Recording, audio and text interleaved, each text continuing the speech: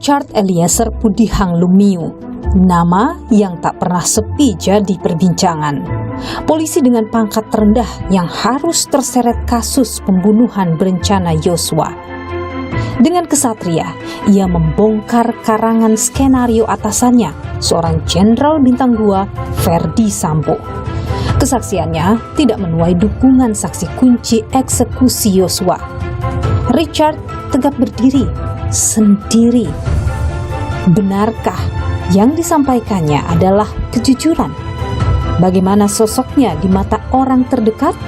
Saya akan mencari jawabnya.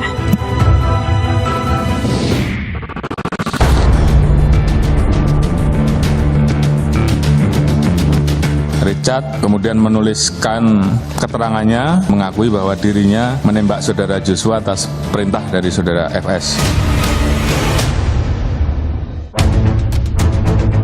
Saya merasa tertekan, Yang Mulia. Merasa tertekan. Dan beruntungnya pada saat saya di bawah itu sudah tidak ada komunikasi sama sekali saya dengan FS lagi, Yang Mulia. Jadi saya sudah merasa lebih bisa untuk menceritakan, Yang Mulia, semua.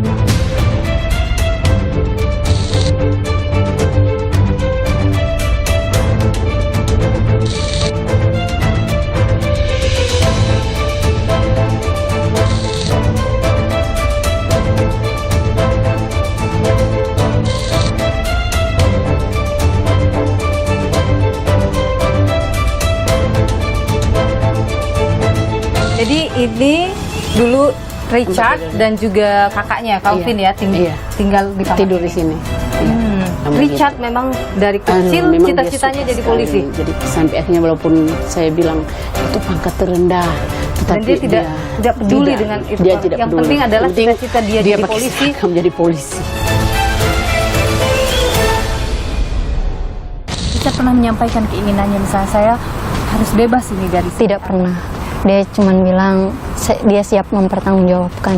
Yang penting cuma satu, adil itu misalnya jangan sampai atasannya itu Pak Verdi Sambo maksudnya. Iya, justru lebih ringan hukumannya.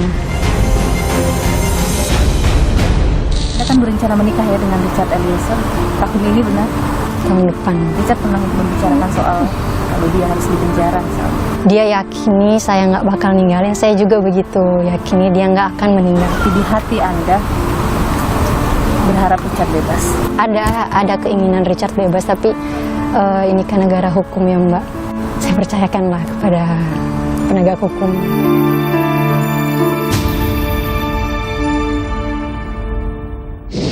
Halo, saya sekarang sudah ada di Bandara Internasional Soekarno-Hatta, mau menuju ke Manado.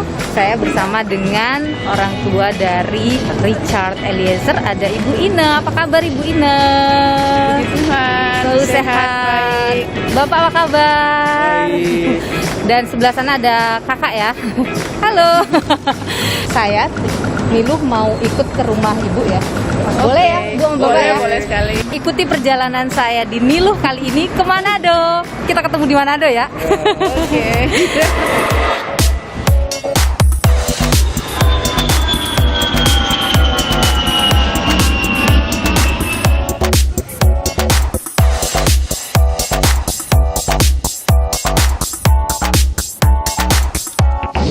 Saudara, saya sudah berada di lingkungan keluarga Barada Richard Eliezer. Di tempat inilah disebutkan Richard Eliezer tumbuh sampai ia kemudian menjadi anggota Polri. Saya akan menuju ke rumahnya dan untuk bisa banyak mengajak Anda flashback ke belakang tentang bagaimana keseharian Richard Eliezer, bagaimana ia menghabiskan masa kecilnya hingga pindah ke Jakarta menjadi anggota Polri. Ikuti saya, saudara.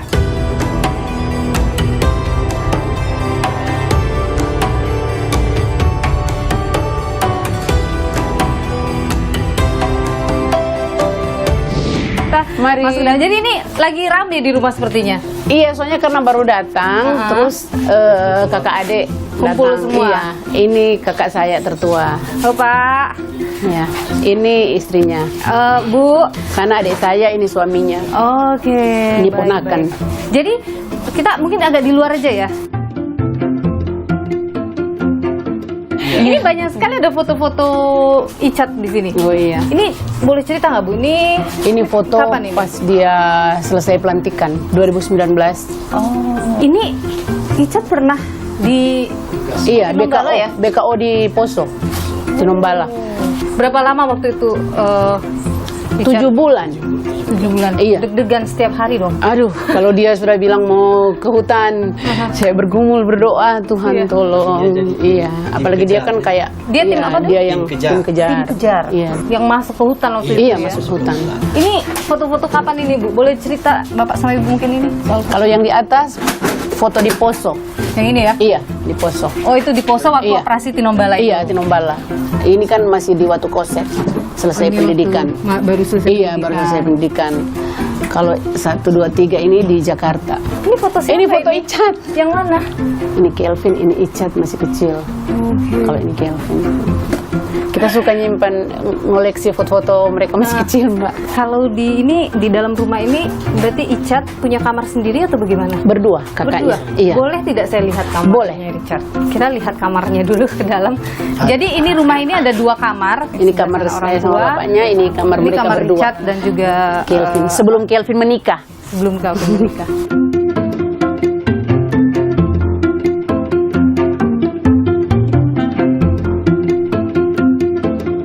Jadi ini dulu Richard dan juga kakaknya Calvin Iya. ya Iya. tinggal di kamar Tidur di ini. sini.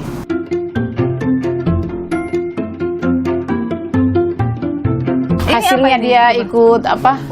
Lomba, macam-macam lomba ini. Dia segala macam lomba dia ikut, tapi nggak tahu di mana lagi ada juga barang-barangnya. Ini Itu juga hasil barang-barang dia. Richard juga ya. Iya. Itu kompas itu. Oh, kalau dia lagi mendaki. Dia lagi mendaki, iya.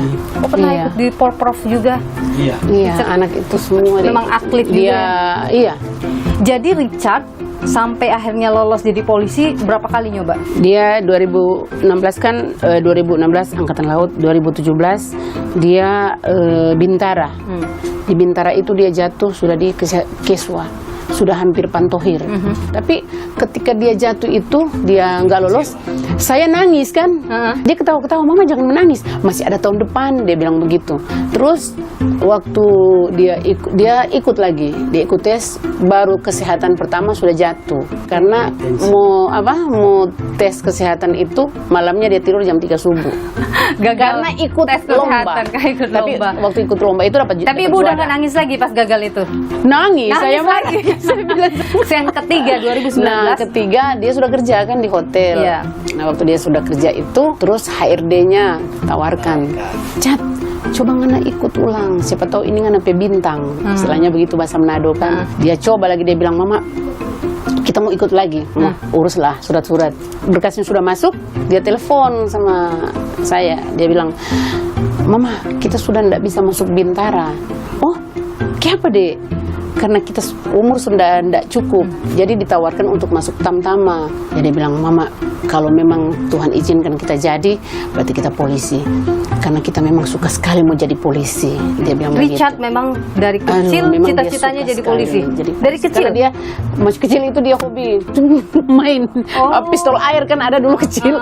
Walaupun saya marah-marah, kan basa-basa kalau main pistol air. Dia main. Pas dia ikut tes itu, Lolos. tahu-tahunya dia lolos. Dari berapa waktu itu? 100 lebih apa 200 lebih? Cuma 6 yang lolos dan dia dapat Icat peringkat salah 1. satunya. Tercapailah cita-citanya Icat yang dia dari peringkat kecil itu. 1 juga. Luar biasa. Iya, sampai akhirnya walaupun saya bilang itu pangkat terendah, tetapi Dan dia tidak peduli dengan itu. Dia tidak Yang peduli. penting adalah Yang penting cita-cita dia jadi pakai polisi. seragam jadi polisi. Tercapai. Iya, itu Baik. kebanggaan keluarga, kebanggaan saya sama bapaknya.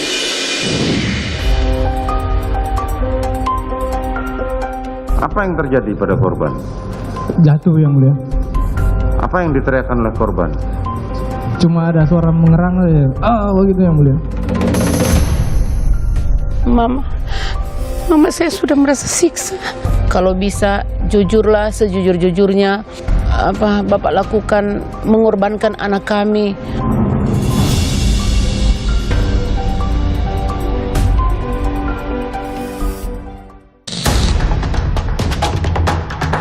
Persidangan kasus pembunuhan Brigadir Yosua memasuki pekan ke-8. Sejumlah drama hingga fakta mengemuka dari kesaksian para terdakwa. Teranyar, Richard Eliezer mengungkap peran istri Sambo Putri Chandrawati. Putri disebut mempunyai andil menyusun rencana pembunuhan Yosua. Penampilan Putri, dia setuju nggak skenario itu? Dia setuju. Bu Putri setuju? Setuju. Dari mana kamu tahu? Karena dia cuma sempat membahas itu Duren 3 yang mulia. Sempat membahas CCTV tadi saya bilang. Supaya apa CCTV itu? Saya tidak dengar lagi kalau yang buat apa CCTV-nya saya tidak dengar. Tak hanya membongkar peran Putri, Eliezer juga beberkan detik-detik eksekusi Yosua. Saya kokang senjata saya taruh lagi di pinggang, baru saya langsung ke samping meja yang mulia. Bang Yos masuk duluan, baru Om Kuat sama Bang Riki di belakang. Itu masuk, itu Pak Efes langsung lihat ke belakang yang mulia. Baru sini kamu, baru langsung pegang ini lehernya, Oh sini, berutut kau, dorong ke depan, berutut kau situ, berutut. Disuruh berutut, wih kau berutut. Baru dia lihat ke saya, wih kau tembak cepat kau tembak. Saya langsung keluarkan senjata, saya langsung tembak yang mulia. Eliezer tak kuasa menahan tangis tatkala hakim meminta memeragakan penembakan Yosua. Saudara tembak, apa yang terjadi pada korban? Jatuh yang mulia. Apa yang diteriakkan oleh korban? Cuma ada suara mengerang aja. Begitu yang mulia. Almarhum jatuh, Efes ini langsung maju yang mulia. Saya lihat dia langsung pegang senjata. Dia pegang senjata dulu, dia ke arah almarhum, dia ada sempat tembak yang mulia ke arah almarhum. Namun, kesaksian Eliezer tak didukung terdakwa lain. Saya dengar sekali itu, Bapak bilang, hajar Cat, ditembak sama Richard. Waktu itu saya melihatnya saudara Richard itu nembak maju yang mulia, ya sampai ke arah Serong gitu yang mulia. Terus saya kan sempat ke belakang, terus saya balik ke arah ruang tengah yang mulia. Pas saya lihat posisi Bapak sudah menembak arah dinding. Siapa berkata jujur? Entah. Namun, sikap Eliezer yang makin belak-belakan di persidangan memunculkan rasa ingin tahu publik. Mengapa kini Eliezer lebih berani? Ya, di awal-awal kan yang bersangkutan itu terbata-bata, nggak bisa ngomong. Tapi dari beberapa tampilan terakhir ini kok seperti mengalir tektoknya dengan hakim dan juga dengan JPU itu lancar sekali. Juga berani mengcounter langsung pertanyaan dari JPU. Richard Eliezer menjadi satu-satunya terdakwa kasus pembunuhan Yosua yang menyandang status justice kolaborator atau pengungkap kebenaran. Kesaksiannya dianggap penting untuk membongkar apa yang sesungguhnya terjadi. Mampukah Eliezer konsisten pada kesaksiannya? Apakah ini akan melepaskannya dari ancaman hukuman berat? Niluh mencari jawaban.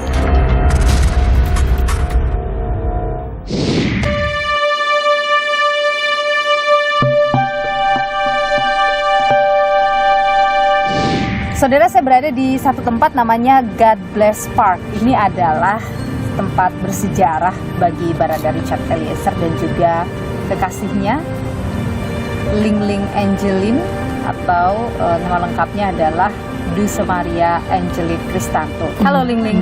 Halo. Sehat selalu. Sehat. Jadi ini tempat biasa kumpul ataupun menikmati hari bersama Richard Eliezer Icat. Iya, waktu sebelum jadi polisi kita sering di sini karena dia latihan juga kan di sini. Oh, jadi di sini ada tempat untuk latihan. Iya, sama teman-temannya dia latihan. Panjat. Iya. Setelah jadi polisi masih sering ke sini? Iya, kalau dia cuti datang. Tempat di sini ya. Jadi bersejarah sekali. Kapan terakhir kali komunikasi sama Icat? Telepon dengan Icat?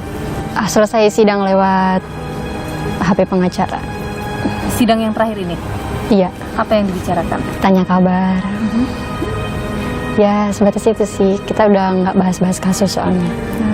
Biar dia tenang kan. Ling Ling ini juga yang awal-awal mengetahui ya soal kasus ini. Yang awal-awal diajak berbincang juga oleh Icat perkara kasus ini, benar ya? Iya, dia bicara.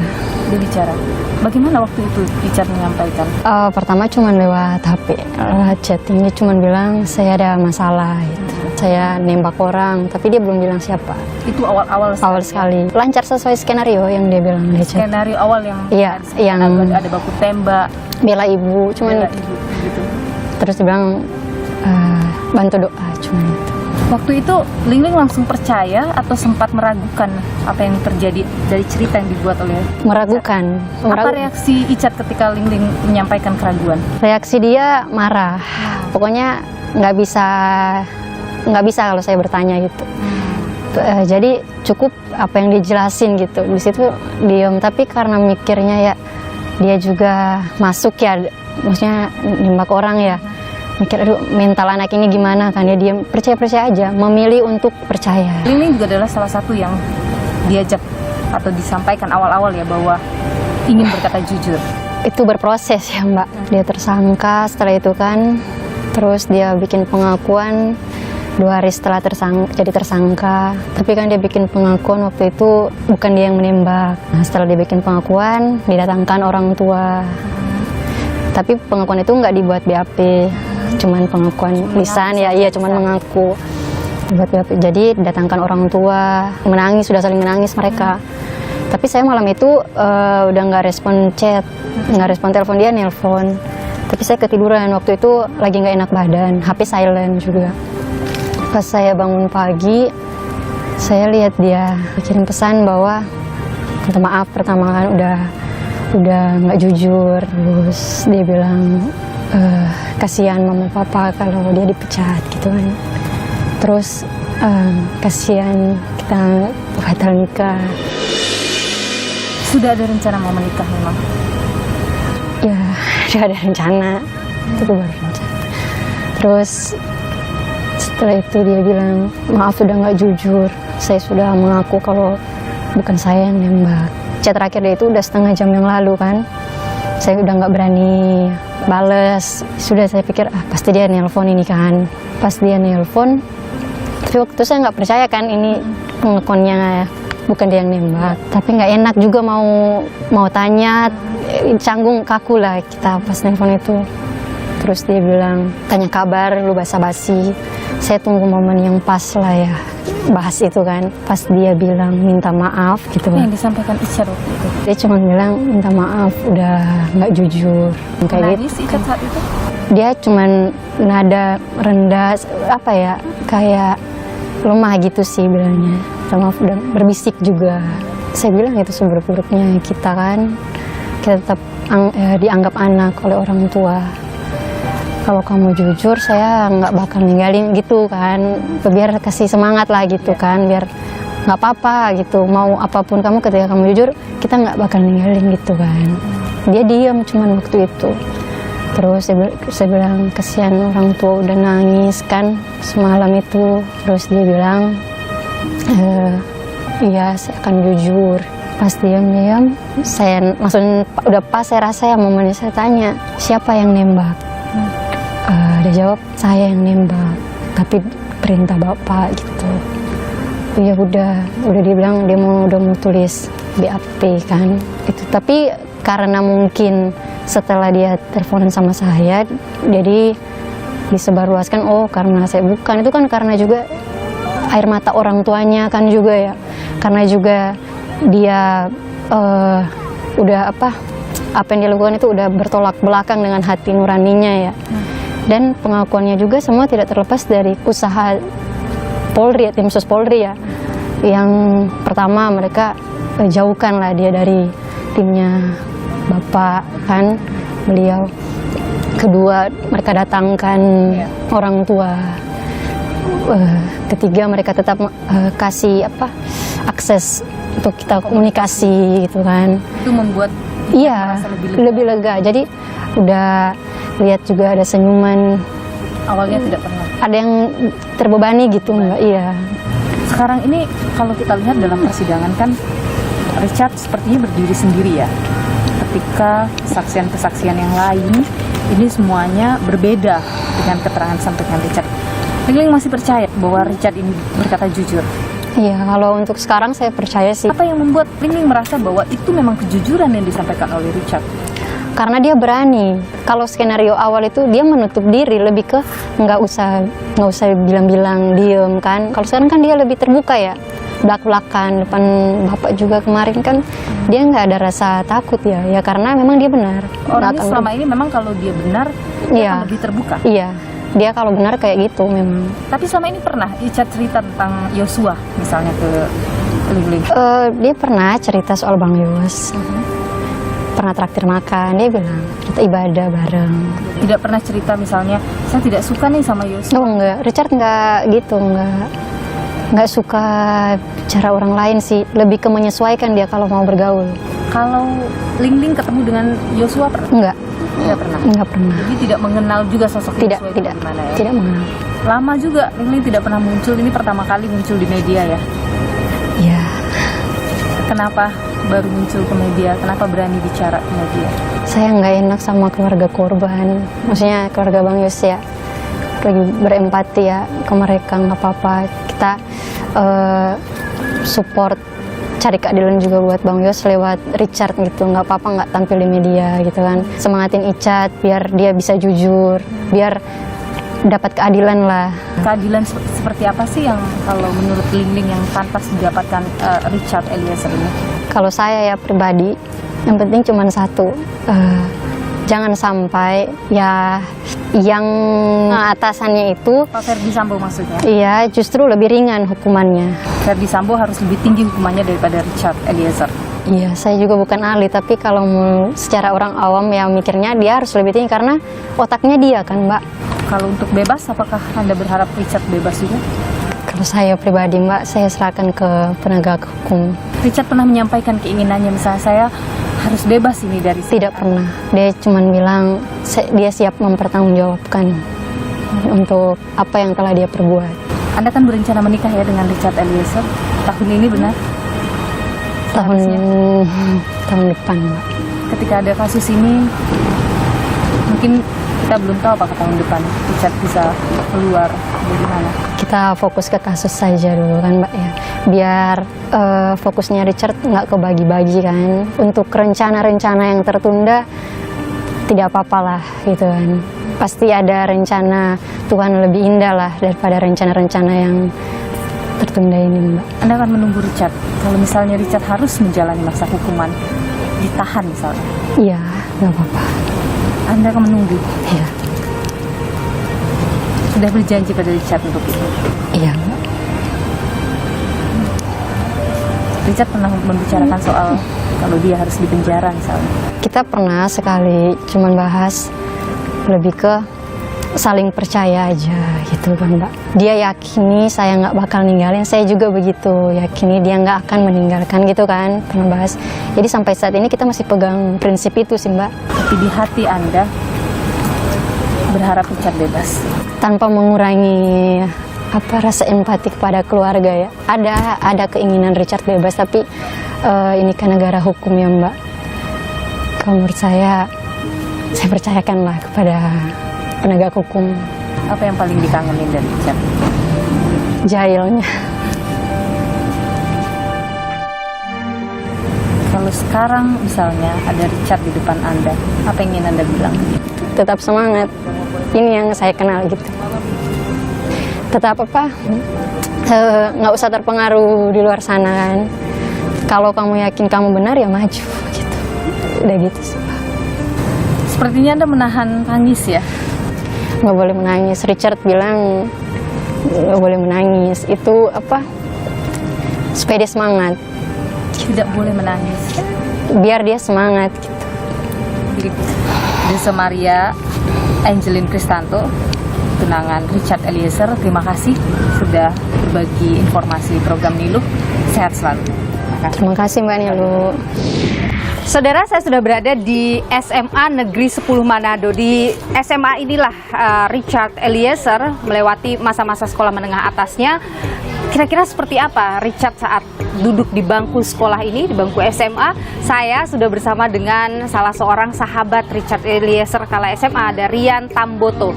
Bu Rian, sehat selalu? Sehat. Terima kasih sudah mau berbagi di Niluh. Saya mau tanya dulu, jadi Mas Rian ini bersama dengan Eliezer dari kelas 1 SMA? Iya, dari sebelum SMA juga. Sebelum SMA? Iya. Jadi dari sejak kapan bersahabat dengan Eliezer? Semenjak Richard pindah ke perumahan itu. SMP berarti? Iya, itu sekitar SMP kelas 3. Oke, di sekolah yang sama?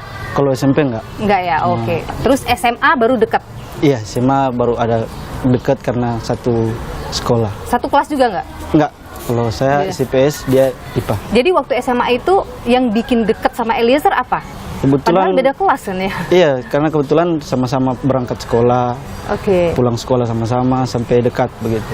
Kalau umpamanya orang ada kegiatan sama-sama begitu. Kegiatan-kegiatan apa biasanya dulu? Yang orang sama-sama lakukan itu kalau waktu SMA itu orang mendaki. Oh, jadi Itu nongkrong-nongkrong begitu. Mas Rian, Eliezer juga waktu dari SMA udah suka mengikuti Kursus. kegiatan-kegiatan alam. Selalu dia memang hebat dalam hal itu. Waktu SMA itu Eliezer tuh karakternya bagaimana sih dia?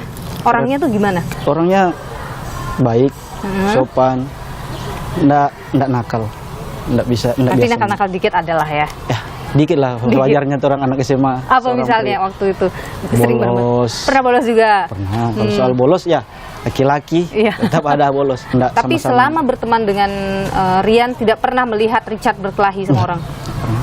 Nggak pernah lihat dia berkelahi. Oke. Atau sama Rian pergi tawuran gitu nggak pernah? Nggak pernah. Oke. Tapi Richard ini pernah waktu SMA berselisih mungkin dengan orang lain atau suka ada masalah dengan orang? Ada cuma untuk begitu berselisih pasal apa mungkin adu mulut. Biasa Tapi aja. pukul orang? Nggak pernah saya. Nggak pernah lihat Rian Richard sampai pukul orang. Richard ini pemarah nggak sih waktu SMA? Orangnya baik, nggak suka marah. Kecuali mungkin ada yang buat salah begitu. Berteman dengan Richard tidak hanya masa SMA saja ya? Iya. Setelah SMA masih berkawan juga dengan Richard? Iya mas. Dan komunikasi bagus dengan Richard? Bagus. Richard pernah cerita ke Rian, misalnya pengen banget nih jadi polisi. Itu memang salah satu cita-cita itu dari Icat. Gitu. Pernah bilang ke Rian, apa kata Icat Saya- waktu itu? Kalau dari dia bilang saya mau coba sampai kapanpun. Pokoknya sampai dia bisa jadi polisi. Saya bilang cukup semangat. Kalau mau mencapai cita-citamu, semangat. Dan akhirnya dia berhasil jadi polisi. Dia berhasil. Itu juga orang sebagai teman bersyukur sekali kalau dia sudah jadi polisi. Bangga. Bangga. Terus kemudian terlibat kasus ini. Pertama kali tahu kasus itu dari mana? Pertama lewat sosial media. Waktu itu cuma dengar, lihat ada orang tua di rumah nonton sosial media, terus dengar bahwa Richard salah satu pelaku. Sempat kecewa sih. Kecewa? Iya. Tapi Kecewa karena apa? Karena kok bisa gitu kok bisa ya? Richard menembak begitu. Kecewa dengan Richard Eliezernya. Tapi satu hal yang pasti itu semua mungkin ada alasannya. Makanya saya ikuti berita. Teman-teman gimana responnya saat tahu? Semua kalau teman-teman orang kaget, nggak percaya kita. Dan orang yakin ini bukannya kemauannya Icat sendiri. Waktu itu percaya begitu? Iya. Nggak mungkin ini kemauan Iya, Icat, nggak nggak mungkin mungkin. Icat melakukannya sendiri gitu ya, Iya. tanpa perintah. Saking Anda sudah sangat mengenal Richard Eliezer, jadi tahu banget tidak mungkin Richard sampai melakukan hal yang sekeji itu. Iya. Tapi begini, dalam persidangan ini kan sekarang Kuat Ma'ruf, Ricky Rizal, Putri Chandrawati atau Verdi Sambo, ini kan semua berbeda keterangannya dengan Richard. Richard ini seolah-olah sendiri gitu punya keterangan. Masih percaya dengan apa yang disampaikan oleh Richard? Masih tetap percaya. Karena apa yang dikatakan Icat itu menurut saya itu betul adanya. Kenapa Anda begitu yakin bahwa Richard nggak mungkin bohong? Karena lewat berita soal pengakuannya Icat yang saya yakini itu memang jujur. Richard orangnya jujur? Jujur, orangnya Tidak pernah Richard berbohong menurut Anda? Menurut saya soal kasus ini dia jujur. Apa yang teman-teman ataupun sahabat-sahabat Icat harapkan? Orang mau yang terbaik, soal proses hukum yang terbaik saja. Dan satu pesan dari orang teman-teman, tetap semangat, kuat, tabah untuk menjalani setiap proses kehidupan ini yang Icat jalani. Rian Tamboto, sahabat Richard Eliezer, terima kasih Iya, sudah terima berbagi kasih. informasi di Niluh. Sehat selalu. Iya. Sebelum berangkat ke Manado, Ibu sempat bertemu, Bapak Ibu katanya sempat bertemu dengan Richard ya? Apa yang dibicarakan Richard? Itu karena selesai sidang waktu itu ya? Dia nggak mau cerita masalah sidang tentang masalah ini, tentang perkara ini. Dia nggak mau cerita terlalu serius. Palingan kan kita kalau ketemu cuma tanya, adik bagaimana kabar, sehat, kuat, semangat ya, cuman begitu. Tapi ibu dan bapak sudah lebih menerima keadaan sekarang. Bersyukur, puji Tuhan, karena semakin hari kayak sepertinya ada titik terang buat Richard kan. Kita juga berharap, berdoa semua yang terbaik Tuhan kasih buat Richard. Bu, kalau kita lihat di persidangan pada hari Rabu kemarin, ya itu kan atasan dari Richard, Ferdy Sambo menjadi saksi untuk Richard Eliezer. Dan ada banyak keterangan-keterangan atau kesaksian Richard itu dibantah oleh Ferdy Sambo soal saat eksekusi, peran Putri Chandrawati. Bagaimana cara saudara memerintahkan Richard? Hajar, Cat. Kamu hajar, Cat. Kemudian ditembaklah Joshua sambil maju sampai roboh yang mulia. Saudara ditanyakan, apakah saudara melakukan penembakan terhadap Joshua? Jawaban saudara apa? Tidak. Tidak. Ini sepertinya Richard keterangannya berdiri sendiri. Bagaimana? Mungkin Bapak ingin mengomentari itu.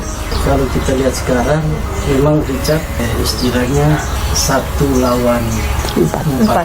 Iya. Jadi ada juga kata Pak Roni, ini ibaratnya semut lawan gajah. Menggoyahkan keluarga nggak? Menggoyahkan hati Bapak Ibu nggak? Enggak.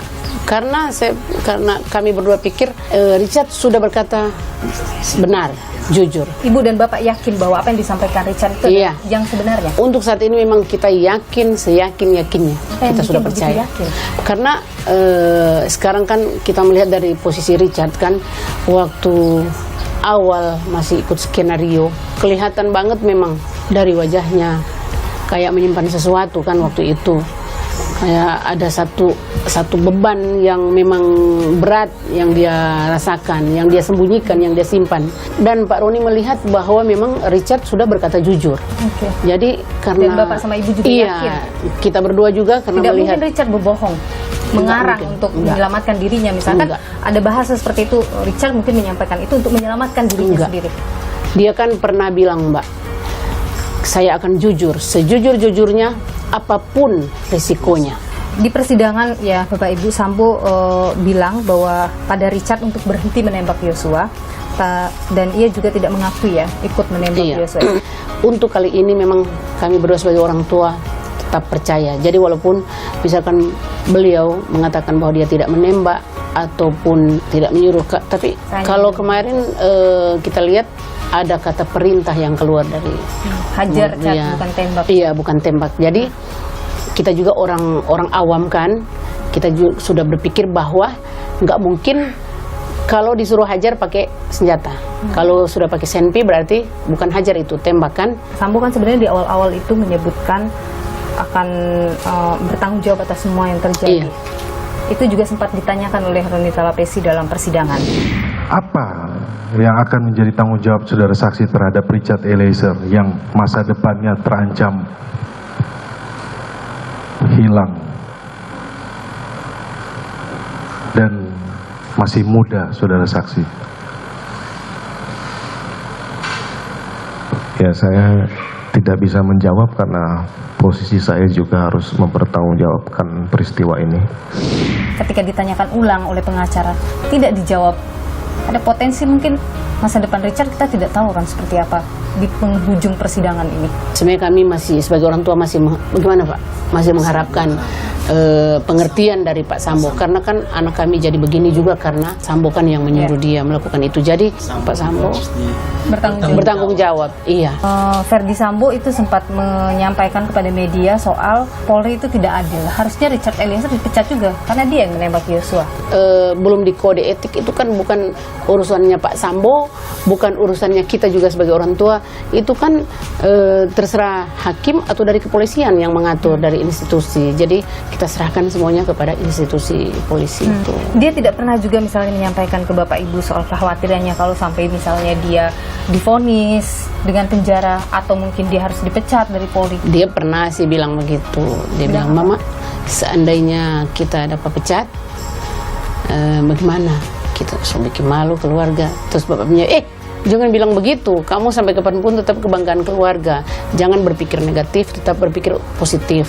Kalau memang Tuhan tidak berkenan kamu dipecat, kamu pasti akan tetap berkarir di polisi. Saya merasa dirinya mempermalukan Bapak Ibu. Iya, dia pernah berkata begitu. Tapi kita berdua nggak pernah merasa dia mempermalukan kita. Bapak Ibu, ada yang kemudian Bapak Ibu ingin sampaikan? Kami ingin mengucapkan terima kasih. Terima kasih yang pertama-tama kepada Bapak Presiden Republik Indonesia, Bapak Insinyur Joko Widodo, dan kepada Bapak Kapolri, Wakapolri, Bapak Kabar Eskrim, Bapak Dankor dan semua jajaran Brimob Kelapa II dan Brimob Manado, LPSK yang sudah memberikan perlindungan buat Icat juga, terima kasih banyak.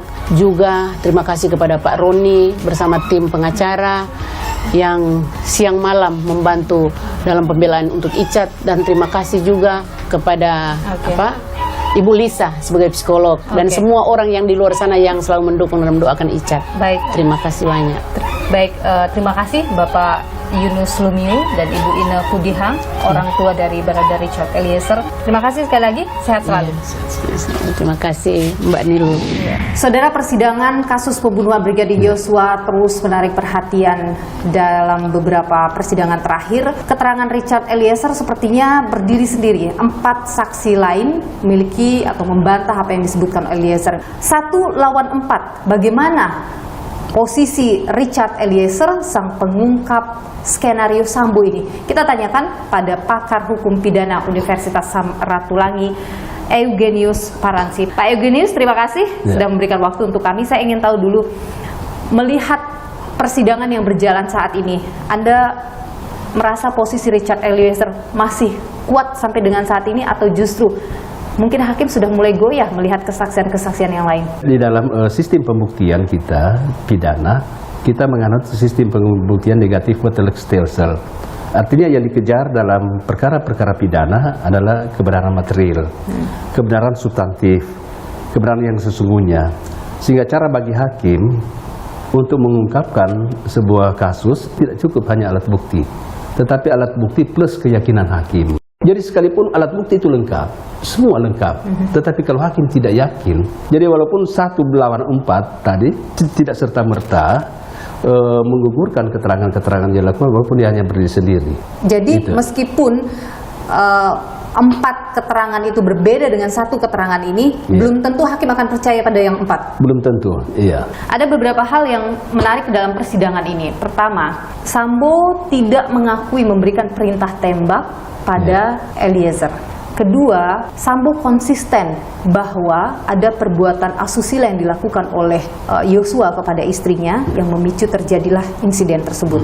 Dan yang ketiga, ia konsisten juga menyebut bahwa tidak ada peran istrinya, tidak ada perencanaan yang terjadi dalam pembunuhan Yosua ini. Dengan konsistensi yang dilakukan oleh Verdi Sambo, apakah itu akan membahayakan posisi Richard? Jadi sekalipun seseorang dia dengan konsisten, berkali-kali dia menyatakan itu, tapi kalau hakim tidak yakin, kan dalam perkara-perkara pidana kan harus dilihat secara kasuistik. Kalau dia berkata, dia sampaikan bahwa dia tidak pernah menyuruh menembak, ini di dalam tradisi kepolisian Polri itu mereka selalu secara dalil secara umum itu perintah atasan. Dalam kasus ini apakah Richard Eliezer termasuk dalam kategori mematuhi perintah atasan? Dia mematuhi perintah atasan, tetapi perintah atasan yang ilegal. Artinya tidak bisa menggugurkan? Tidak bisa, tidak bisa. Artinya Richard Eliezer sudah pasti akan kena vonis hukuman? Tentunya akan dilihat alasan-alasan penghapus pidana, alasan-alasan pemaaf. Nah, pertanggungjawaban pidana terhadap seseorang itu dia ada 3 unsur. Pertama, dia harus terbukti unsur perbuatan melawan hukum atau actus reus. Yang kedua, unsur mens rea. Mens reanya ada niat. Di niat ini ya dengan sengaja dia lakukan. Baru yang ketiga, tidak adanya alasan penghapus pidana. Jadi pertanggungjawaban pidana itu walaupun 2 unsur ini terpenuhi, tetapi kalau tidak ada alasan penghapus pidana, itu dapat dimintakan pertanggungjawaban. Tetapi kalau ada alasan penghapus pidana, itu dapat membebaskan seseorang lolos dari jeratan pidana. Misalnya ya perintah atasan atau dalam keadaan terpaksa atau pembelaan darurat dilakukan. Apakah Eliezer bisa lolos dengan alasan dia dalam kondisi diperintah, dalam kondisi tidak bisa menolak perintah itu? Dia masih ada kemungkinan dia bisa mencari alternatif lain. Oke, artinya dia tidak dalam keadaan terpojok atau terpaksa, terdesak. Dia punya opsi lain. Punya opsi lain. Untuk menolak itu, tapi tidak dilakukan. Iya. Kalau begitu artinya Richard belum tentu bisa lolos dari hukuman mati. Ya, belum tentu. Iya. Apakah dua hal, pelecehan dan tidak memberi perintah tembak, menjadi hal yang penting bagi Sambo untuk meringankan hukumannya? Saya kira untuk alasan-alasan yang dikemukakan itu sebetulnya Sambo berusaha untuk lolos. Tetapi pelecehan seksual itu dapat dikategorikan dia bisa lolos misalnya dia terjadi kegoncangan jiwa yang seketika itu. Jadi misalnya dia, tapi ini kan kalau secara kasuistik kita lihat itu ditelepon langsung dari Magelang ke malamnya ditelepon. Jadi dia punya cukup waktu untuk berpikir secara rasional. Jadi tidak bisa masuk dia dalam keadaan kegoncangan jiwa tadi. Jadi gugurlah soal kegoncangan jiwa. Iya, kegoncangan jiwa. Artinya sudah bisa dipastikan itu ada perencanaan. Ada perencanaan. Unsur 340 terpenuhi. Bisa terpenuhi itu dia. Baik.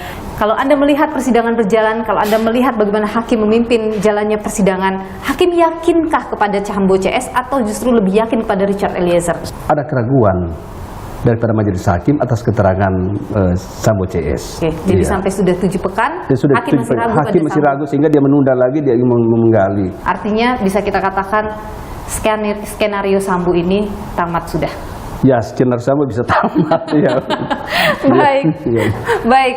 Pakar hukum pidana Universitas Samratulangi Eugenius Paramsi, terima kasih sudah berbagi informasi di program Niluh. Sehat selalu. Terima kasih.